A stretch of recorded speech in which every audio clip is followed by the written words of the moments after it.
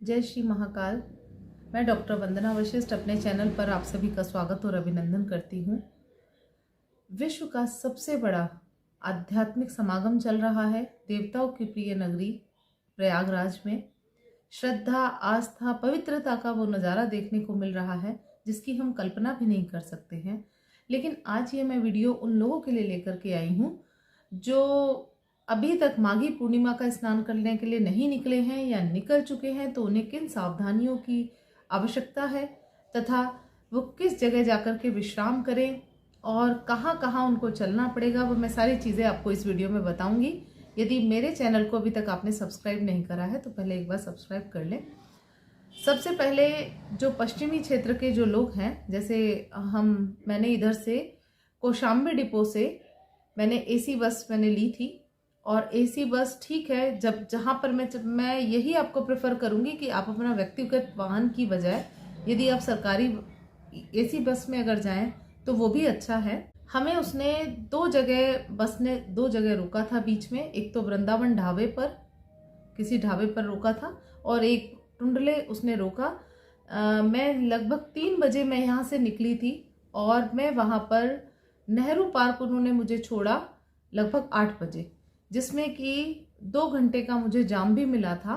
वहाँ पर सलेम सराय में मुझे 2 घंटे का जाम मिला था। लगभग 2 घंटा हम वहाँ रहे थे और धीरे धीरे वहाँ जो है वो रश होता गया था, क्योंकि मैं 9 तारीख की दोपहर को 3 बजे मैं निकली थी और 10 तारीख की 8 बजे मैं नेहरू पार्क पहुँच गई थी। वहाँ से सरकार ने शटल सेवा जो है वो चला रखी है, जहाँ पर प्रति व्यक्ति 20 रुपये वो ले रहे थे सवारी के। वो आपको गोल चक्र पर उतार देगी सवारी, शटल सेवा जो है वो आपको वहाँ उतार देंगी और वहाँ से आपको लगभग 5 किलोमीटर जो है वो पैदल चलना पड़ेगा। तो सबसे बड़ी बात कि यदि आप अपनी गाड़ी से आ रहे हैं तो आपको पार्किंग भी देखनी पड़ेगी कि पार्किंग कहाँ की जाए। और जब हम आ रहे थे तो क्योंकि हमारी ये सरकारी गाड़ी थी तो इसलिए गवर्नमेंट की थी, तो इसलिए उसको बीच में से निकाल दिया गया था और जो आ रही थी गाड़ियाँ उनको बाईपास से भेजा जा रहा था।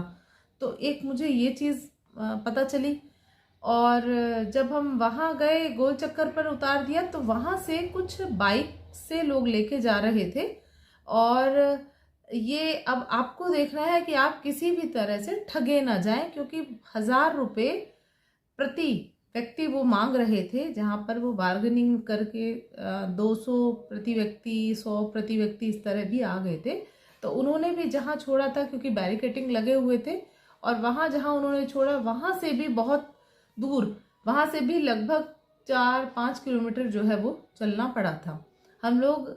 उसके बाद सबसे ज़्यादा एक ज़रूरी बात जो मैं आपको बताऊंगी कि आपने अपना सामान जो है वो बहुत कम से कम लेके जाएं, क्योंकि ये जो कुंभ का मेला है ना, प्रशासन बहुत व्यवस्था कर रहा है, लेकिन इसमें आपको बहुत चलना पड़ेगा। यदि आपकी कैपेसिटी चलने की नहीं है तो कृपया आप ना जाएं, बुजुर्गों को ना लेके जाएं, बच्चों को ना लेके जाएं, क्योंकि आपकी अपनी सेहत, आपकी अपनी जान जो है वो बहुत प्यारी है। तो अगर आप चल सकते हैं तो तभी आप जो है संगम घाट पर आप जो है स्नान करने के लिए जाएं।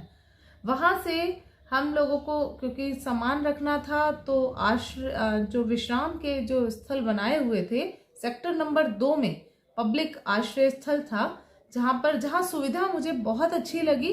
वहाँ उन्होंने मुझे 100 रुपये में बेड दिया, डोरमेट्री टाइप था, वहाँ 100 रुपये में बेड दिया गया था और उसमें आप 24 घंटे के लिए था। लेकिन वो पर्ची जो दी थी, उस पर्ची के ऊपर एक नोटिस था कि यदि आप मुख्य स्नान पर्व पर आएंगे उससे एक दिन पहले या एक दिन बाद प्रति व्यक्ति और प्रति 24 घंटे के आपसे 200 रुपये जो है वो लेंगे। यदि आप कल जा रहे हैं या आज जा रहे हैं तो वो आपसे प्रति व्यक्ति 200 रुपये शायद चार्ज करे। हमसे 100 किया था।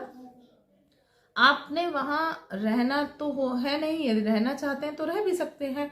और जैसे कुछ वीडियोस वायरल हो रही हैं कि आप शौचालय की व्यवस्था नहीं है और वहाँ पानी नहीं है, उसी के सामने शौचालय बने हुए थे, पानी की प्रॉपर व्यवस्था थी, कोई दिक्कत नहीं थी।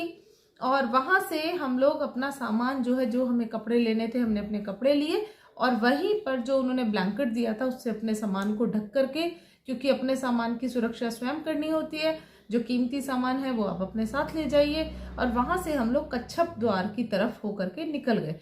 तब भी हमें बहुत चलना पड़ा था और वहां पर बीएसएफ, पैरामिलिट्री, यूपी पुलिस, सभी लोगों ने बैरिकेटिंग्स लगा रखे थे, क्योंकि माननीय राष्ट्रपति महोदया वहां पर आ रही थी 10 फरवरी को, इसलिए हमको और भी बहुत ज़्यादा चलना पड़ा था।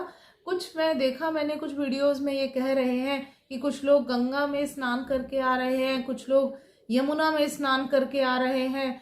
पुलिस प्रशासन कह रहा है जहां पर आप हैं वहीं स्नान कर लें, तो पुलिस प्रशासन बिल्कुल सही कह रहा है, आप जहां पर हैं वहीं स्नान कर लें, क्योंकि सभी को आप संगम समझ करके स्नान कर लें, क्योंकि ऐसा नहीं है आप संगम जाएंगे वो बहुत दूर पड़ जाता है, और आप आस्था और निष्ठा के साथ जहाँ स्नान कर रहे हैं वो बड़ी बात है कि आप वहां पर आकर के आपने स्नान किया। दूसरा, जब आप घर से निकले तो आपने 2-3 चीज अपने घर से लेकर के जानी है। आपने थोड़ा सा घर से आटा लेके जाना है, आपने थोड़े से चावल लेके जाने हैं, गुड़ थोड़ा लेके जाना है, और आपने थोड़ी सी दाल, कोई भी आप दाल ले सकते हो। एक कलश आपने लेके जाना है जो आपने तांबे का, जो आपने दान करना है, और वस्त्र आपने जो दान करने। ये दान का सामान आप अपने घर से जरूर लेके जाएं, क्योंकि ये बहुत ही फलीभूत होता है अपने घर का दिया हुआ दान। इसके बाद हम लोग वहां पहुंच गए। वहां पहुंचने के बाद, स्नान करने के बाद किस तरह से हम लोग जो है प्रयागराज जंक्शन पहुंचे, ये मैं आपको बताऊंगी अब अपनी दूसरी वीडियो में। जय श्री महाकाल।